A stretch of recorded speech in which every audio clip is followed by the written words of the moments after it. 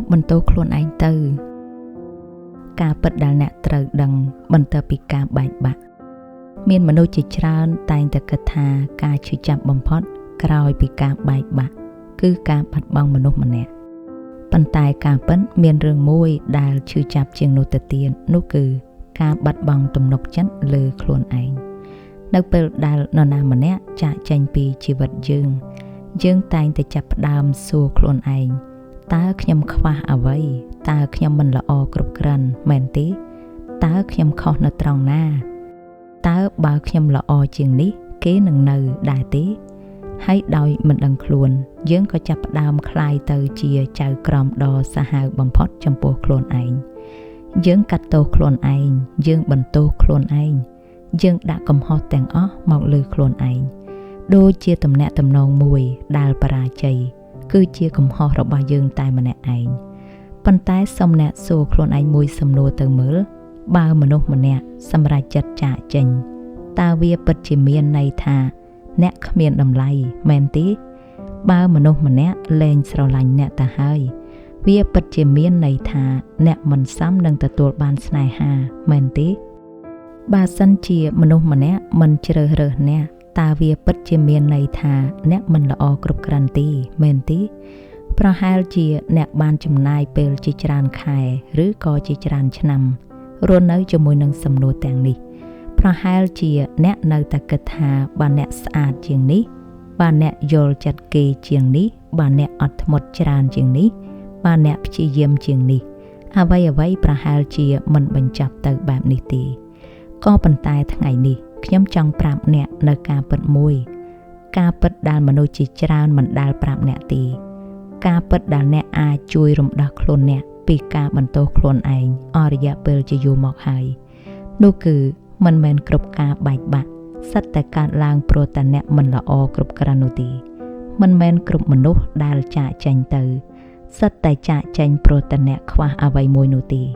ហើយក៏មិនមែនគ្រប់ការបាត់បង់សិតតែជាផុសតាងថាអ្នកគ្មានតម្លៃនោះដែរ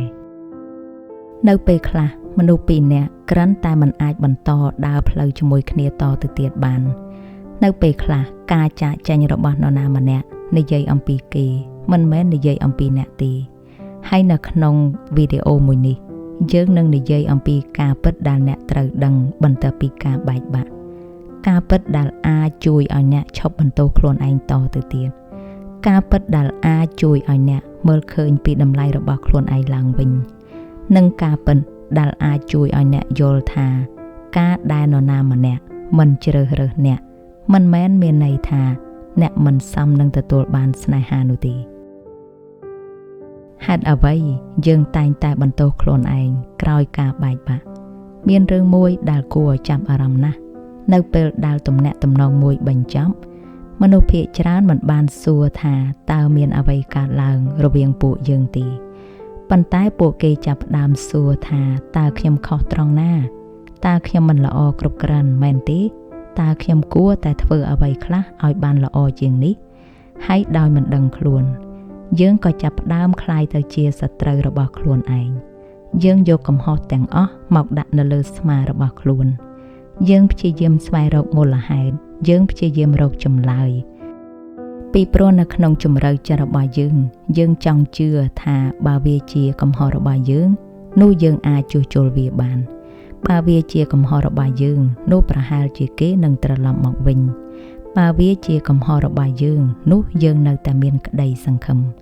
ប៉ុន្តែការពិតដែលឈឺចាប់នោះគឺនៅពេលខ្លះទំនាក់ទំនងមួយបញ្ចប់មិនមែនព្រោះតែអ្នកធ្វើខុសអ្វីនោះទេនៅពេលខ្លះវាបញ្ចប់ព្រោះតែមនុស្សពីរនាក់លែងដើរទិសដៅដូចគ្នានៅពេលខ្លះវាបញ្ចប់ព្រោះតែអារម្មណ៍របស់មនុស្សម្នាក់បានផ្លាស់ប្ដូរហើយនៅពេលខ្លះវាបញ្ចប់ដោយគ្មានអ្នកណាខុសទាំងអស់ប៉ុន្តែបេះដូងរបស់យើងមិនចង់ទទួលយកចម្លើយបែបនោះទេយើងចង់រកអ្នកទទួលខុសត្រូវហើយមនុស្សដែលនៅជិតបំផុតនោះគឺខ្លួនយើងផ្ទាល់នេះហើយគឺជាមូលហេតុដែលមនុស្សជាច្រើននៅតែរស់នៅជាមួយនឹងអារម្មណ៍សោកស្ដាយ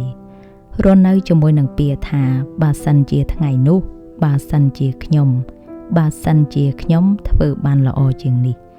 ប៉ុន្តែសូមគិតទៅមើល តើអ្នកពិតជាទទួលខុសត្រូវចំពោះអារម្មណ៍របស់មនុស្សម្នាក់ទាំងស្រុងមែនទេ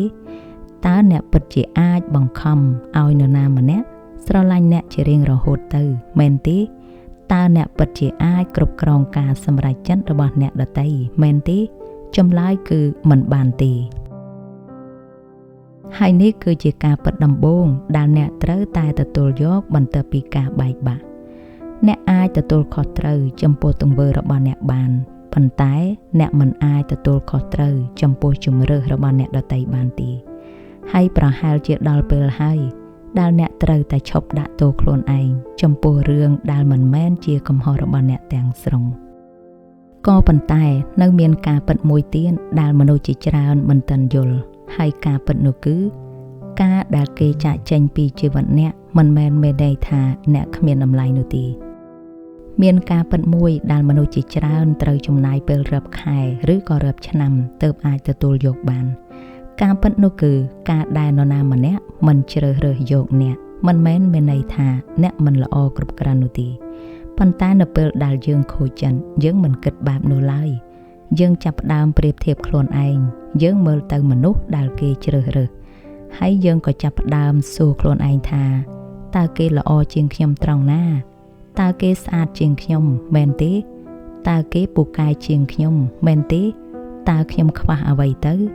ហើយរាល់សំណួរទាំងនេះคล้ายទៅជាកំបិតដែលយើងយកមកចាក់បេះដូងខ្លួនឯងម្ដងហើយម្ដងទៀតប៉ុន្តែអ្នកគិតទៅមើលតើការដែលនរណាម្នាក់មិនចូលចិត្តផ្កាមួយប្រភេទមានន័យថាផ្កានោះគ្មានសម្រស់មែនទេតើការដែលនរណាម្នាក់មិនជ្រើសរើសអាហារមួយមុខមានន័យថាអាហារនោះគ្មានគុណភាពមែនទេចម្លើយគឺមិនមែនទេមិនមែននិយាយអំពីតម្លៃទេតែនិយាយអំពីភាពសមស្របផងដែរមនុស្សពីរនាក់អាចជាមនុស្សល្អទាំងពីរប៉ុន្តែមិនស័ក្តិសមសម្រាប់គ្នា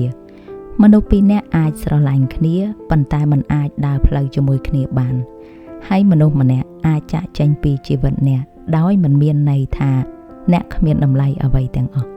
ប៉ុន្តែនៅពេលដែលបេះដូងរបស់យើងរងរបួសយើងតែងតែបកស្រាយគ្រប់យ៉ាងខុស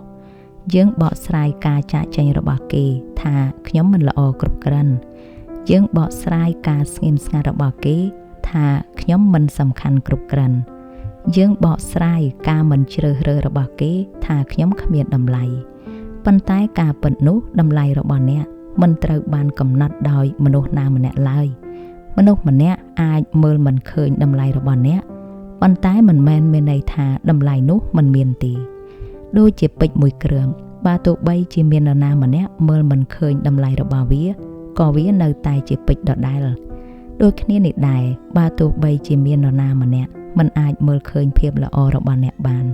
មិនអាចមើលឃើញភាពស្មោះត្រង់របស់អ្នកនិងមិនអាចមើលឃើញស្នេហាដែលអ្នកផ្ដល់ទៅឲ្យក៏វាមិនបានកាត់បន្ថយតម្លៃរបស់អ្នកឡើយ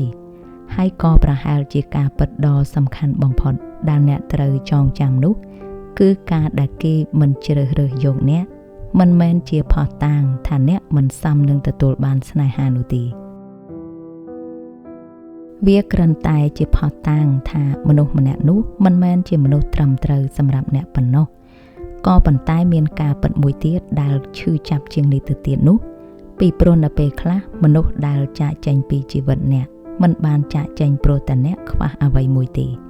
ពួកគេចាកចេញព្រោះតែពួកគេមិនមែនជាមនុស្សដែលអាចផ្ដល់អ្វីដែលអ្នកត្រូវការមានរឿងមួយដែលមនុស្សខូចចិត្តភាគច្រើនពិបាកទទួលយកបំផុតនោះគឺនៅពេលដែលនរណាម្នាក់ចាកចេញពីជីវិតយើ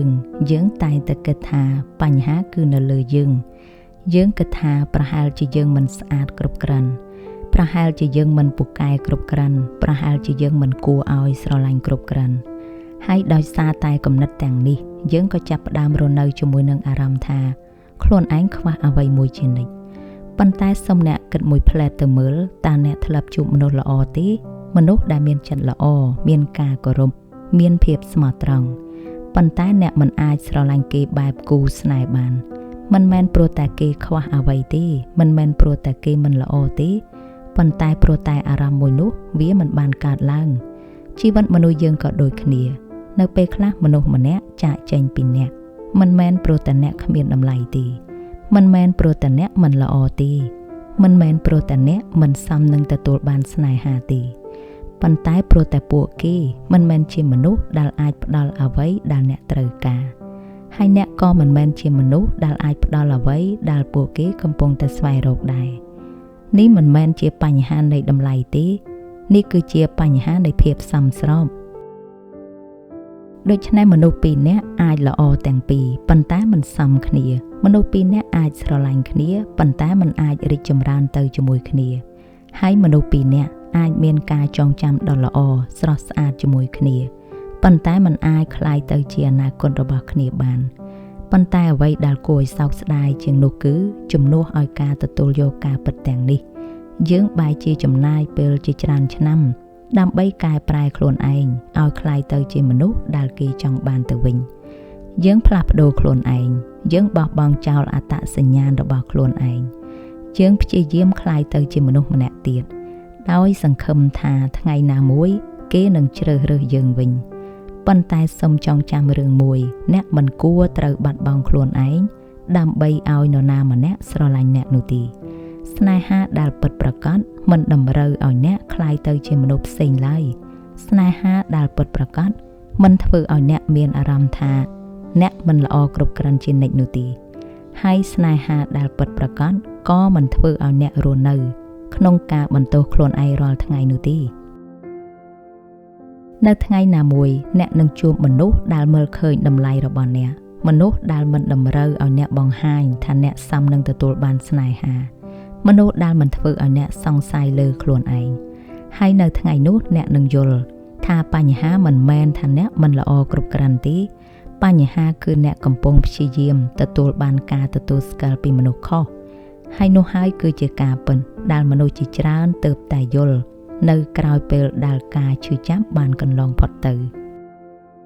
ក៏ប៉ុន្តែបើទោះបីជាយើងយល់ថាការចាកចេញរបស់គេមិនមែនជាកំហុសរបស់យើងក៏ដោយនៅមានរឿងមួយទៀតដែលមនុស្សជាច្រើននៅតែធ្វើរឿងដែលធ្វើឲ្យពួកគេឈឺចាប់ជាបន្តបន្ទាប់នោះគឺ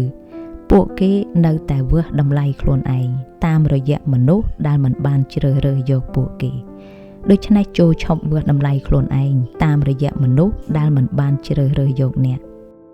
មានរឿងមួយដែលមនុស្សជាច្រើនធ្វើក្រោយការបែកបាក់ហើយវាក៏ជារឿងដែលធ្វើឲ្យពួកគេឈឺចាប់យូរជាងការបែកបាក់ខ្លួនវាទៅទៀតនោះគឺពួកគេយកការសម្រេចចិត្តរបស់មនុស្សម្នាក់មកកំណត់តម្លៃរបស់ខ្លួនឯងពួកគេចាប់ផ្ដើមគិតថាបើគេមិនជ្រើសរើសខ្ញុំមានន័យថាខ្ញុំមិនល្អគ្រប់គ្រាន់បើគេលែងស្រឡាញ់ខ្ញុំមានន័យថាខ្ញុំមិនគួរឲ្យស្រឡាញ់ទេបើគេចាកចេញពីខ្ញុំមានន័យថាខ្ញុំគ្មានតម្លៃប៉ុន្តែសូមគិតមើលមួយផ្លែតទៅមើលតើជីវិតអ្នកពិតជាត្រូវបានកំណត់ដោយការសម្រេចចិត្តរបស់មនុស្សម្នាក់មែនទេតើតម្លៃរបស់អ្នក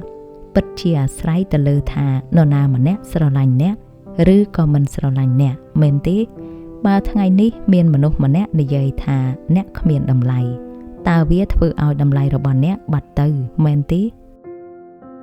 នោះគឺមិនមែនទេពីព្រោះតម្លៃដែលពិតប្រាកដមិនមែនជាអ្វីដែលអ្នកដទៃផ្ដល់ឲ្យទេ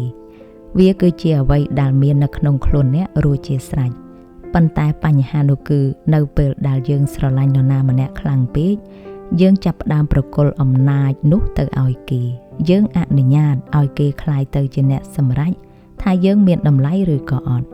យើងអនុញ្ញាតឲ្យគេក្លាយទៅជាអ្នកសម្រេចថាយើងគួរឲ្យស្រឡាញ់ឬក៏អត់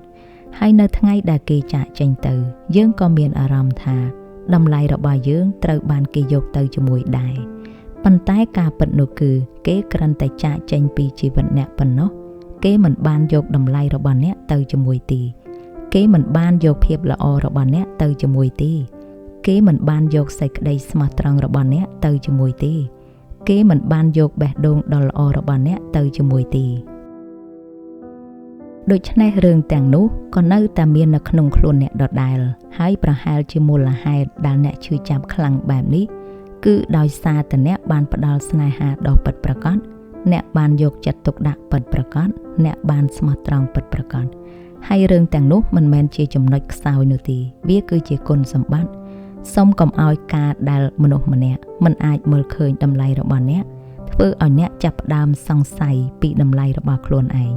ពីព្រោះមនុស្សម្នាក់អាចមើលរំលងពេជ្រមួយគ្រាប់បានប៉ុន្តែវាមិនបានធ្វើឲ្យពេជ្រនោះคล้ายទៅជាថ្មធម្មតានោះទេដូចគ្នានេះដែរការដែលនរណាម្នាក់មិនបានជ្រើសរើសអ្នកមិនបានធ្វើឲ្យអ្នកคล้ายទៅជាមនុស្សគ្មានតម្លៃឡើយហើយក៏ប្រហែលជាដល់ពេលហើយដែលអ្នកត្រូវឈប់សួរថាហេតុអ្វីគេមិនជ្រើសរើសខ្ញុំហើយចាប់ផ្ដើមសួរថាហេតុអ្វីខ្ញុំត្រូវការយល់ព្រមពីមនុស្សម្នាក់ដើម្បីឲ្យមានអារម្មណ៍ថាខ្លួនឯងមានតម្លៃពីព្រោះនៅថ្ងៃដែលអ្នកអាចឆ្លើយសំណួរមួយនេះបានអ្នកនឹងចាប់ផ្ដើមមានសេរីភាពពីការប្រៀបធៀបសេរីភាពពីការបន្ទោសខ្លួនឯងនិងសេរីភាពពីការរស់នៅដើម្បីឲ្យអ្នកដទៃទទួលស្គាល់អ្នកប៉ុន្តែនៅមានការពិតមួយចុងក្រោយការពិតដែលឈឺចាប់បំផុតហើយប្រហែលជាការពិតដែលអ្នកត្រូវស្ដាប់បំផុតនៅថ្ងៃនេះនោះគឺការឈឺចាប់បំផុតមិនមែនជាការដែលគេចាកចេញពីអ្នកទេវាគឺជាការដែលអ្នកចាប់ផ្ដើមជឿថាខ្លួនឯងមិនសមនឹងទទួលបានស្នេហាមានពេលមួយដែលអ្នកធ្លាប់ជឿថាអ្នកគួរឲ្យស្រឡាញ់អ្នកធ្លាប់ជឿថាអ្នកមានតម្លៃអ្នកធ្លាប់ជឿថាថ្ងៃណាមួយនឹងមាននរណាម្នាក់មើលឃើញភាពល្អដែលនៅក្នុងខ្លួនអ្នកក៏ប៉ុន្តែបន្ទាប់ពីការបែកបាក់អ្វីក៏ចាប់ផ្ដើមផ្លាស់ប្ដូរមិនមែនព្រោះតែគេចាកចេញទេប៉ុន្តែព្រោះតែអ្នកចាប់ផ្ដើមមើលខ្លួនឯងខុសពីមុនអ្នកចាប់ផ្ដើមសង្ស័យខ្លួនឯងអ្នកចាប់ផ្ដើមប្រៀបធៀបខ្លួនឯងហើយអ្នកចាប់ផ្ដើមជឿថាប្រហែលជាអ្នកមិនល្អគ្រប់គ្រាន់ទេនោះហើយគឺជារបួសដ៏ជ្រៅបំផុត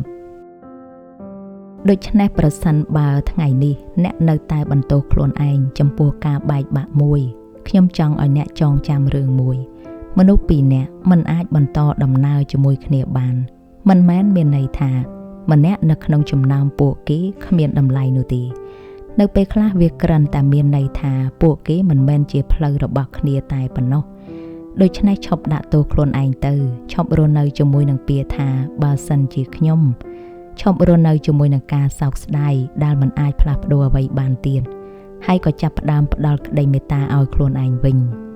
ពីព្រោះអ្នកប្រឹងអស់ពីសមត្ថភាពហើយអ្នកស្រឡាញ់អស់ពីបេះដូងទៅហើយនោះហើយគឺគ្រប់គ្រាន់ហើយនៅថ្ងៃណាមួយអ្នកនឹងមើលទៅអតីតកាលវិញហើយអ្នកនឹងដឹងថាការបែកបាក់មួយនោះមិនបានបំផ្លាញអ្នកទេប៉ុន្តែវាបង្រៀនអ្នកវាបានធ្វើឲ្យអ្នករឹងមាំហើយវាក៏បាននាំអ្នកត្រឡប់ទៅរកតម្លៃពិតរបស់ខ្លួនឯងវិញសូមអរគុណលោកអ្នកដែលបានស្ដាប់តាំងពីដើមរហូតដល់ចប់ប្រសិនបើវីដេអូមួយនេះបានចាក់ដល់បេះដូងរបស់អ្នកសូមជួយ like subscribe និងចែករំលែកទៅកាន់នរណាម្នាក់ដែលកំពុងតែបន្ទោសខ្លួនឯងដោយសារតែការបាត់បង់មួយហើយមុននឹងទៅសូមចងចាំពាក្យមួយឃ្លានេះការដែលនរណាម្នាក់មិនជ្រើសរើសយកអ្នកមិនមែនមានន័យថាអ្នកគ្មានតម្លៃនោះទេវាគ្រាន់តែមានន័យថាអ្នកមិនត្រូវការមនុស្សម្នាក់នោះដើម្បីបញ្ជាក់តម្លៃរបស់ខ្លួនឯងឡើយជួបគ្នានៅក្នុងវីដេអូបន្ទាប់នាងខ្ញុំសូមអរគុណ